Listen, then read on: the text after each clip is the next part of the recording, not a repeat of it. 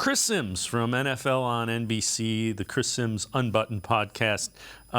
Just on the changes, why the Browns' offense might be changing.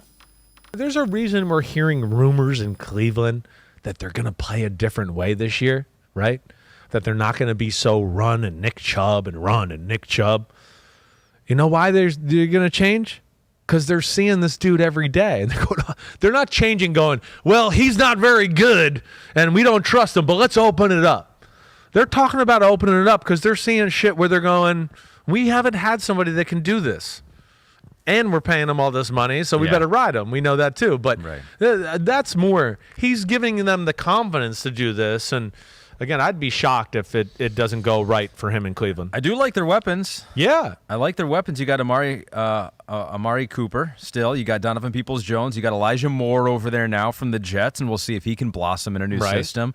Cedric Tillman from Tennessee, who's a receiver that you liked. Yeah. David Njoku's a really good tight end still. Marquise Goodwin, a receiver, and Njoku, and then you still got Nick Chubb. Exactly. And you still got a decent offensive line. Maybe not as good as they've been in years past, but still good. Still good. Yeah, no, agreed. It's there's something to work with there. I'm excited to see what their new look on offense will look like and how they're going to attack. But yeah, it's again, maybe there's no A+ receiver there, but Amari Cooper is still A-, and then there's a lot of B+ receivers there too, and a tight end that's freaky in that running game, and if they do it right, they should be a handful to defend. And again, Chris Sims talking about Deshaun Watson and why the Browns would tinker. Scott, that makes sense. All of that makes sense. And it's hard to argue. There just hasn't been a quarterback for the Browns that has the physical skill set that Deshaun Watson has. I mean, it's... Yeah.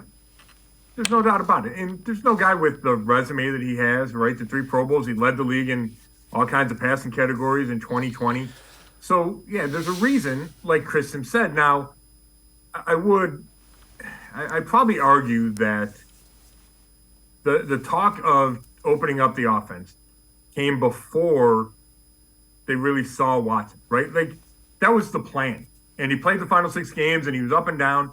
And then it was, okay, we're going to have him for a whole season, a whole offseason. We're paying this guy a ton of money.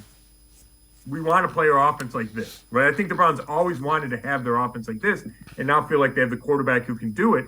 I don't know how much of that is because he's looked good in April and May. I'm a little skeptical there.